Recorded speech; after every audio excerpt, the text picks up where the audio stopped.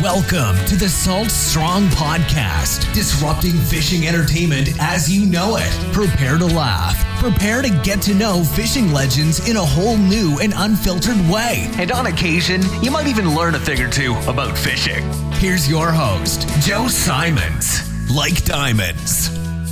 Hey guys, it's Joe Simons. If you want to catch some monster redfish and some monster speckled trout this fall, then you've got to get your hands on the brand new Mulligan Bomber. We have been working behind the scenes on this for quite some time, and we've perfected it. The Mulligan Bomber has those proprietary dimples, just like a golf ball, that lets this paddle tail go farther than any other 5-inch paddle tail on the market. It also skips a whole lot better as well, enabling you to reach those fish that most people can't reach, especially those big ones. They're big for a reason. So make sure to get your hands on them. That's the 5-inch Bomber. It is the farthest casting 5-inch paddle tail we've ever seen. Comes with a little bit of scent already on it, but I would highly recommend getting some Dr. Juice as well. And you can find all of that only at fishstrong.com. So go to fishstrong.com. Insider members save 20% off everything in the store.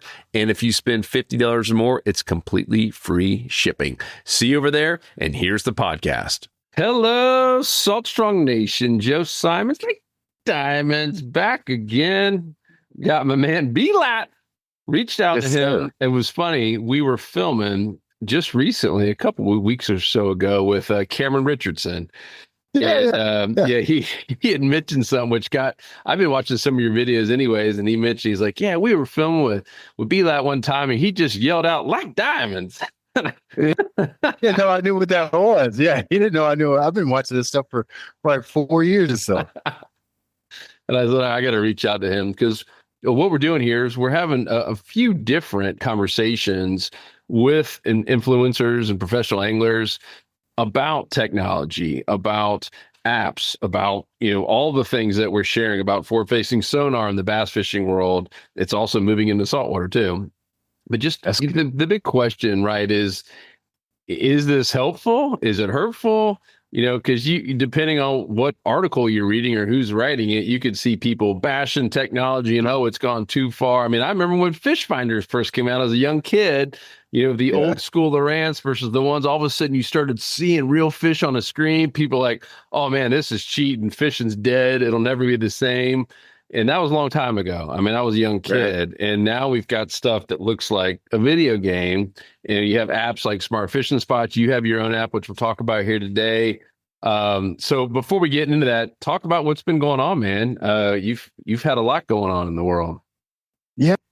I always end up packing more and more on my schedule. I always think I got more time than I really do. But I started almost to the date, somewhere around this date last year, I started a fishing school, online fishing school. And I just started with a website. Basically, I've been doing these in-person fishing meetings or in-person fishing schools since 2020. And I moved it to the internet because of COVID, as we say in the South. I moved it to the internet just because we couldn't go anywhere, didn't do anything, and I didn't even want to go and do anything with a bunch of people. So I came up with this idea to do it online, and then that just spiraled into making it an app, so where it's just easier to access instead of logging into an account and going through a password and then going here and going there. It's like 5 less clicks that you got to go through to teach fishing. But I really fishing. I get a extremely big high out of seeing somebody's eyes light up when they learn something they didn't know. I can relate to that because when I learned stuff I don't know, or you had that aha moment, I know what that feels like. And so when you get a good feeling inside, you want other people to feel that.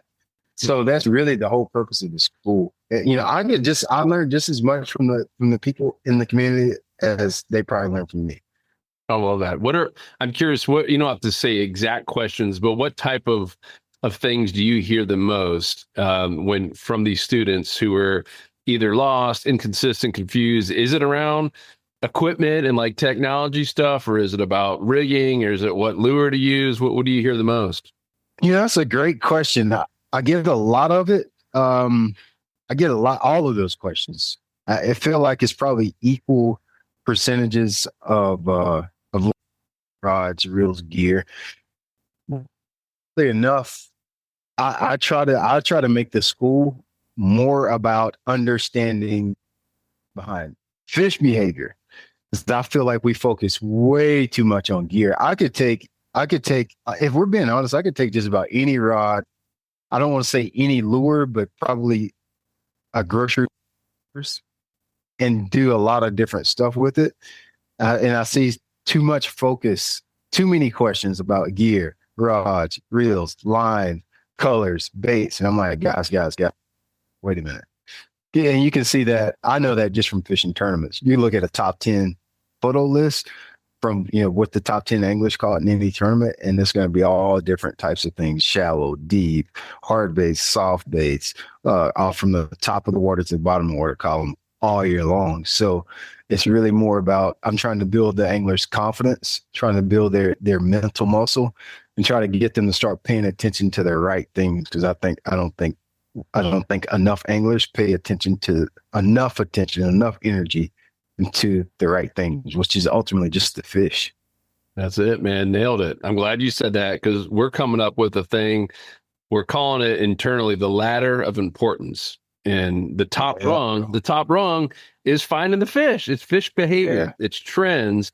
And most people think it's equipment. Man, if only I had that $300 bait caster, if I only had that new boat. Yeah, Flats boat, 80,000. Yep. But if I had this type of push pull, oh man, bring it back. Yeah. I love that. Note what you just said there. I just filmed this fall fishing segment part 1, dude, and I went down this whole rabbit hole of fall fishing. And when I tell you I went like super deep, people in my school probably they're gonna think I'm crazy, because I went way deep into this stuff. Plankton and zooplankton and in the fall, how photo period, how it's affecting the sunlight, and why you see so much surface activity, because the photoplankton is at the surface looking for light with the shorter days. Dude, I went like Bill Nye the science, because I found it. I just from a question that someone asked me, forced me to look deeper into the things that I was already saying. Like I had to go deeper. Like there's a level deeper to everything you talk about. And so when I started talking about, like, I just get all excited, dude, because it's so, a lot of the stuff that we learned in school, I see the tie-in now, and it just makes my heart leap for joy to see how these things in nature are linked to fish behavior. Bill Nye the science guy. Dude, it's so good. I would love to see the relevance in saltwater. I feel like everything in saltwater is way more exaggerated. I don't know why that is, but I feel like it is, like the migrational movements and how things happen in saltwater is way more exaggerated. To link all of that together. Well, we have tides, and we have way bigger bodies of water without boundaries, like the lake. It certainly changes things. But let's pivot into. Thank you for sharing all that. That's awesome. Let's pivot into some of the technology. So you're fishing bass tournaments, professional bass tournaments. And there's been some big news here recently, and maybe some of the inshore saltwater anglers aren't as familiar with this kind of controversy, if you will, on forward-facing sonar. And there's different terms for it depending on the brands. But kind of give your 30,000 foot view on all that, and where you think things are going with that part of technology. Oh, man, Joe, just give me a root canal. Yeah, I said 30,000 view. Just big. Just pull my toenails out with a pair of pliers, would you? Oh man, let me say this. Let me say this. I don't even know if I'm answering your question the way you were expecting to. My initial about it was completely wrong. In the beginning, I think it would be as big of a deal as it is. I didn't think it would affect us as much as it has. And this thing has a lot of layers to it. And I'm not sure, I didn't understand the layers that it had in the beginning. And I'm not sure that a lot of people are willing to explore how deep it affects our fishing world. My initial, I just didn't think it'd be a problem. I figured you'd see it show up at a few tournaments, like it'd show up at northern smallmouth tournaments, show up at like winter tournaments or offshore tournaments, and that would be the end of it. There is no limit to it. It will work anywhere. It will dominate anywhere, anytime. In fact, it is dominating anywhere, anytime. So it would be completely ignorant of me to act like it's not affecting the tournament. Got careers of being boxed, and it's completely changed the landscape of tournament fishing. So we have to be careful what we're talking about here. Or are we talking about, fishing from competition standpoint? Or are we talking about fishing in general? And I think it's two different conversations, personally. Yeah, let's talk about it in general. In general, I mean, the majority of people that listen to these podcasts, there's just more general anglers Absolutely. who might enter a tournament, a local one, here and there. But in general, we're talking about the guys and gals who have real jobs from 9 to 5, and they live for fishing. All their disposable income goes into fishing. They dream about it during the week, and they finally get to go fish in the weekend. And personally, I would want every advantage I have if I had the hall pass, right? To go fishing that weekend. So in general, but then again, this kind of stuff ain't cheap either. I mean, it's nuts. It's not. So let's address that first question. For the general angler, I think it's great because all you're looking for from technology solves our problems. Plain and simple. People have a problem catching, and what did this do? It showed us where fish were and where they are. Big problem in fishing. Like most people that are going fishing, that's the biggest problem that you got to try to solve. You got to give it A+ there, solving a lot of people's problems, and it's making them catch fish. It's like you said, time, the most limited resource that we have. Is it expensive? I think that's a debatable point. I don't think it's that expensive. Even with Laurent, what you can get is under $2,000. I forget the exact dollar. My cell phone's over $1,000. True. It's not that expensive. Our boats. Heck, what really pisses me off? They talk about how much bass boats cost. Look at them gosh dang on flats boats that y'all are running. That's what they ain't got nothing on it. At least on a bass boat, we got 4 graphs and 16 batteries and a 250 horsepower engine and tandem trailer and a trolling motor that'll take you to the moon. A flat boat ain't got nothing. It's just fiberglass.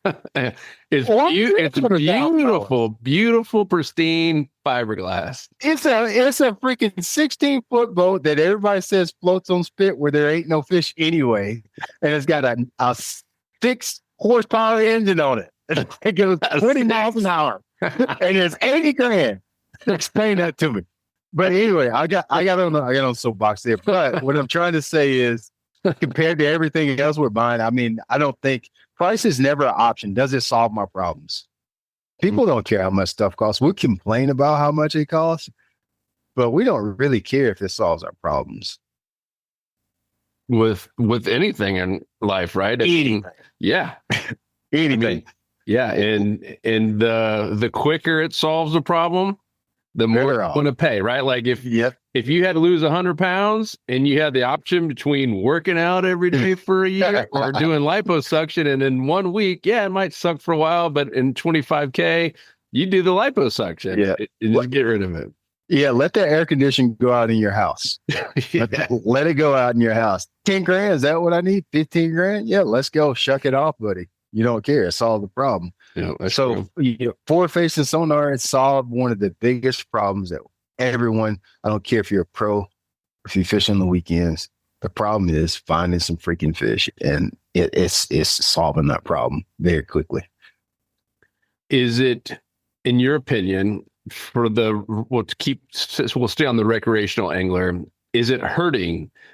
Like, is it making it too easy? I mean, I think you still got to go catch the fish once you find them.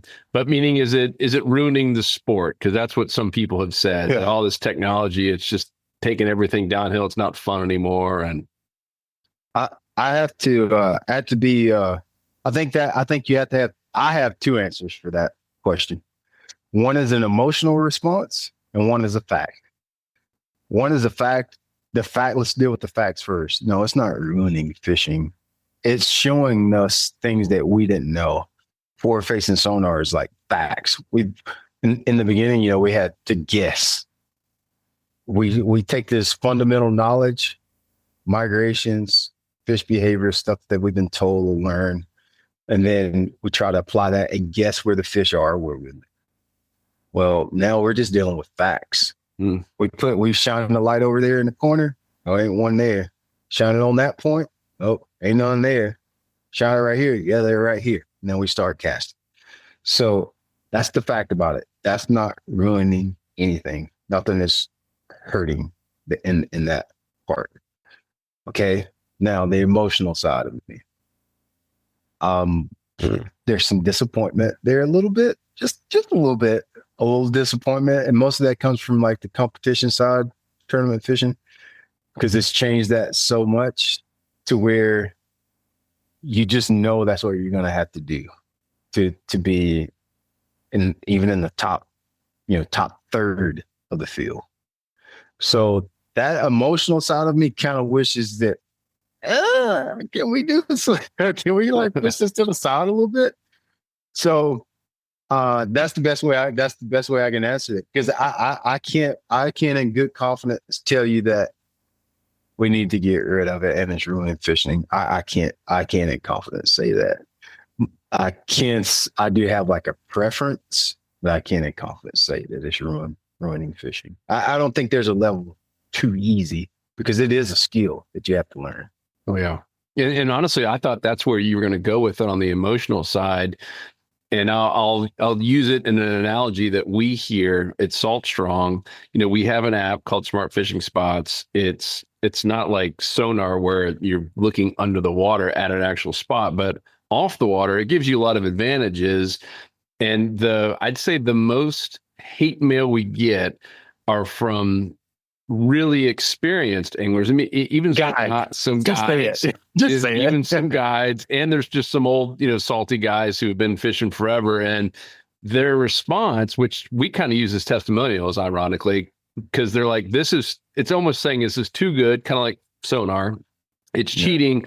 I had to work 30 years to know that the fish were going to be at that point or underneath this dock or on this flat. And now these newer anglers, get it in their hand in a weekend. And I try to put myself in their shoes. I'm like, yeah, I kind of get that. Same point.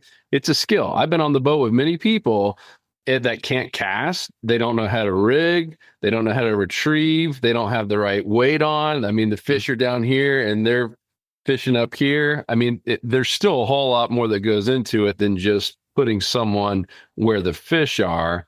But what are your thoughts on that emotional part of it? The irony of guides complaining that you're making it easy for other people to catch fish. When you go with a guide, what's the whole purpose of going with the guide? So they can quickly put you on fish and I don't have to work for it. I literally just show up. They'll tie on the rod, they'll even take the hook out of their mouth with me. The irony of guides fussing about your app, helping people to learn how to fish, because ultimately that's what a guide does. His job is to help you, not even help you, basically just put you on them. You're just helping them. You're not even putting them on fish. You're not taking the hooks out. You're not cleaning the fish for them when they get back. You're not tying any hooks on. You say, hey, if you use this right here with these conditions, you might get a result like what I get. That's what your app's doing. How do you get mad about that? Well, hey, the funny, I agree with everything you just said. One of the funniest, this guy went on and on about how we're ruining the world. And he's like, and you have the audacity to make a living off a natural resource. That's what I said. I was like, I don't know how to respond. I was like, you know what you do for a living? Yeah. But it's not making, like, literally, who's not making a living? Like, even if you're not in the outdoors, you're still somehow is going back to a natural resource at some point. So, that's just, I understand where they're coming from, but where they're coming from is not a good place. Simple as that.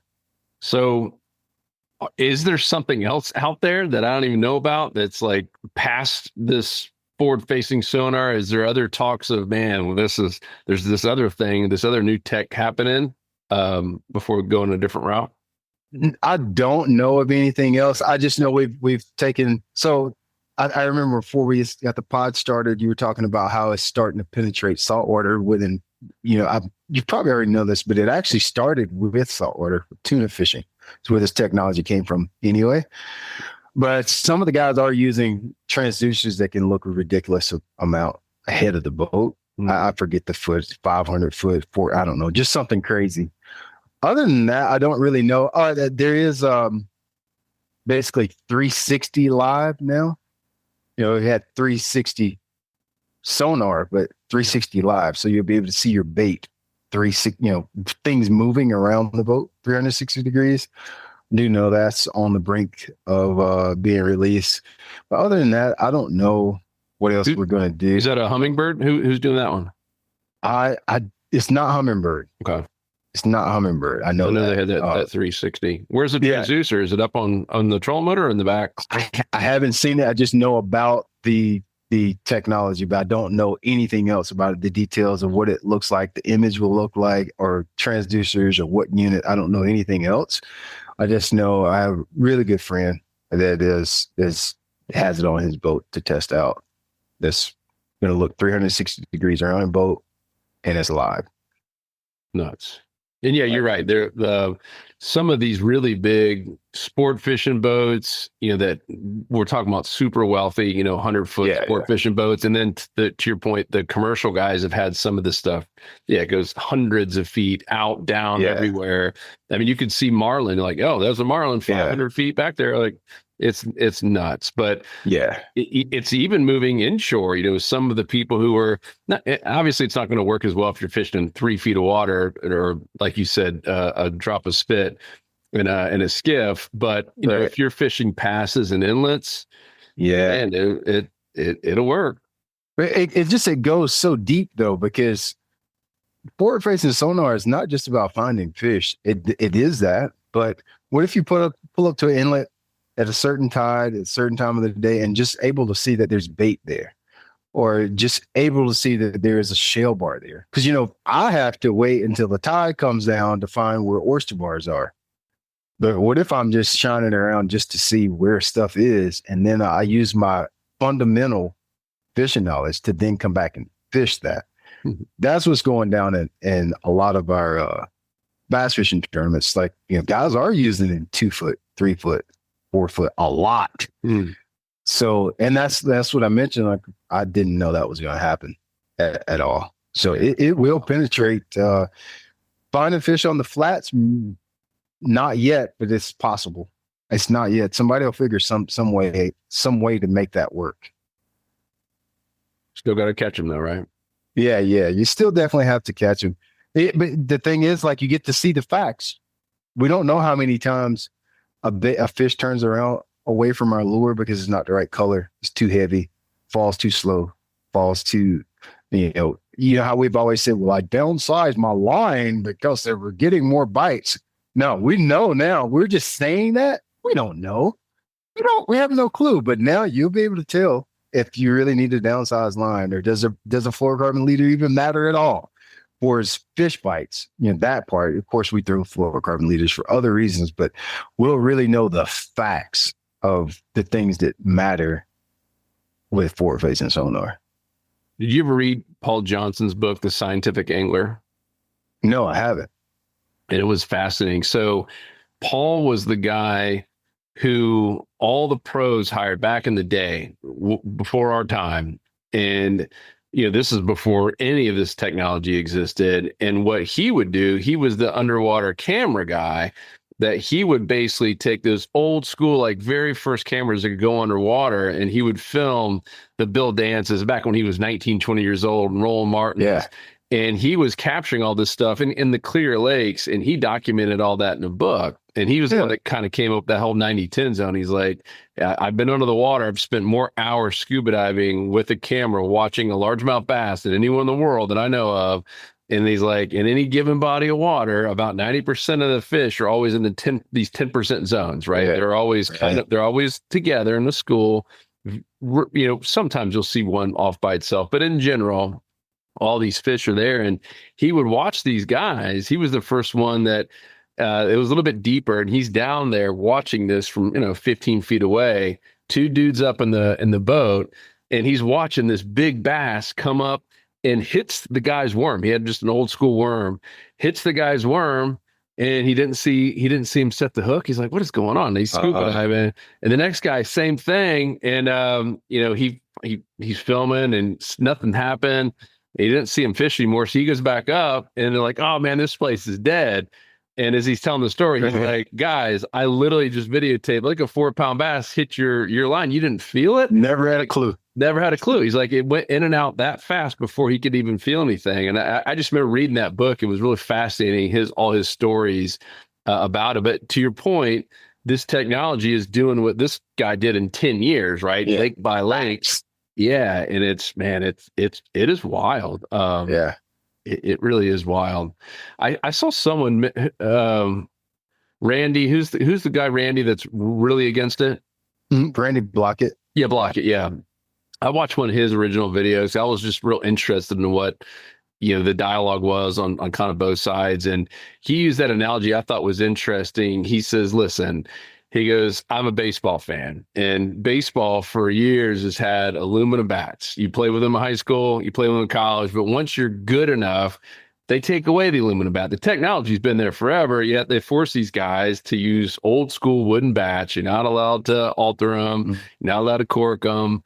I thought that was an interesting analogy on why we should take it away from pros, which is what he's advocating big time. Did he play a big role in getting some of this stuff kind of reversed, or what do you think? I don't know. I don't feel like he had anything with it getting reversed. But one thing, Randy, people give Randy a hard time because he has stood on this from the beginning. Yeah. And like he's been very outspoken about it.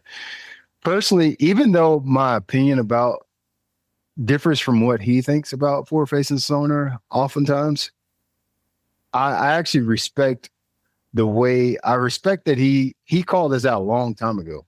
A lot of us, myself included, we didn't see far enough down the road, and we didn't really care until it started to affect us. He called this out 5 years ago. He's like, "Yeah, I don't like this. This is not good. This is not going to be good for sport. Not going to be good for sport." And he starts screaming to the top of his lungs way before anybody's even paying attention to it from a competition standpoint. So yeah, Randy, I at first I was like, nah, it won't be anything. Everybody needs to learn whatever. Now I'm kind of like, oh man, this could be bad. So a lot of the stuff he says is people don't like to admit it, but he was right on a lot of things. Interesting. All right, let's talk about your app. You mentioned what's it called again? The Straight Up Fishing app. Straight up fishing. Yeah. So I have a TV show, Straight Up Fishing. Everything I do, straight up fishing. So keep Straight Up Fishing going, baby. Cool. Yeah. And are you getting hate mail from people saying you're helping too much? Not yet. Okay. Not yet. Not yet. That's all. It's all a form of technology, right? Being able to, essentially have a pro in your pocket, as I use that term, right? To be able to get on a live call and dissect an area that you're fishing, talking about biology, because all that's a form of technology, right? I mean, you're not sitting there with them. You're able to do it from the comfort of your home and teach people. I don't know. I think it's natural. That's how I learn. Absolutely. Anything I want to. That's what my kids are learning, right, online. And now, absolutely. But you'll get the haters. It will happen. I think in the bass fishing industry, we've been riding that train for a long time. It just hasn't been through an app. You gotta remember, we have, magazines have taught us how to fish. That's how I learned how to do a lot of things, just through a magazine. Mm-hmm. Then we went into a DVR era. And then, then like you got Bassmaster University, where the pros themselves teach people how to catch more fish. And so as far as I know, on the bass fishing side, I'm probably at least one of the first people to have their own personalized branded teaching platform. Most of them have been some type of company or magazine or the league himself. So I'm sure there will come. The biggest thing with bass fishing is, who are you? You don't know enough. You haven't won the classic, that kind of thing. You don't have enough accolades to be to teach anybody how to fish. It'll be in the form of that, not realizing just the irony of it, because like, who has learned from a pro? Like, did you ask anybody who took you fishing, they'll tell you some type of granddad, some type of male figure. Did he win the classic? What are his accolades? And so, it's you'll get I have to deal with more of that than you will making it too easy, because that would be extremely hypocritical to do that, because that's what the bass fishing industry has been literally riding that train since the beginning. That's true. Yeah, the number one way to fight your problem is the same one we had when we came in. We came from the financial services world. My brother had won a couple little dinky tournaments on the east coast of Florida, but we were nobodies. You're a somebody, but it was just consistency. We had to just keep cranking out content, keep showing us catching fish, and just keep helping people. Right? If you're a good teacher, at some point, people like, okay, yeah, they have taught a lot of people, and you get testimonials, and then at some point, it's just the snowball effect. Yeah, it's just the fact that your product helps people catch fish. If it didn't help people, then it would have never got off the ground. That's as simple as that. It's just I've watched a bunch of you guys' videos. So I didn't grow up saltwater fishing. I'm 3.5 hours. Sorry to hear that. Yeah, I know. Yeah. I'm fortunate for me, I didn't, because I probably would have never caught a bass had I never if I'd been introduced to the coastal stuff early on. And so, I had to scour the internet looking for information on how to catch these things and how to find them and what to do. So I watched a lot of stuff from you guys, and it's helped me. No, thank you. Ditto. We were one of the first ones, and so were you, right? Out there and kind of front of this whole, YouTube market. When we started, we had a guy named Blacktip H, who's still huge today. But besides that, there wasn't anybody else doing saltwater fishing stuff. And right. And you were one of the first. Now there's quite a few people, both pro and just local young people just with a GoPro, just doing YouTube now. But yeah, it's a lot's changed. Yeah, it's a lot more competition. We were talking about that. There's a lot more competition on the internet right now for views, which is good. It just means stuff is growing. I honestly, it doesn't really bother me that much, because I think everybody has something to offer. It doesn't matter if you fish farm ponds. It doesn't matter if you surf fish out $100,000 flats boat or whatever your deal is. I feel like everybody has something to offer, and so it kind of makes me glad to see people, because I'm looking to learn stuff too. And so the more people there is on the internet, the more people I get to learn from. Absolutely. I'm a very avid reader, and I think it's the same as an author. Like, can you imagine if only one person was allowed to write about happiness or money or whatever? You're like, I want a different perspective. I think it's great. And I mean, you could see just one of my many bookshelves behind me. I'm a buyer of books. And so I love all the different angles and all the different ways that someone can learn, and different ways teachers can teach. So what's next, man? What are the big plans next year? Tournaments and life? Anything good? Hey, nothing really new that I haven't been doing. Of course, I'm just looking to move forward with the app more. I'm looking to bring in more people, more teachers inside of the app to help teach things that I don't know quite as much about. And obviously the tournament world, I got to figure that out too, because it's so splintered right now and very confusing. I definitely want to continue to fish competitive events, high level competitive events, but it's so splintered right now. I don't know what that looks like even for next year. So I got to figure that part out. But on my app, I know exactly what I'm going to be doing. But the competitive side, you got to wait to see what the options are for moving into the 25 season. But I know I'll be doing that.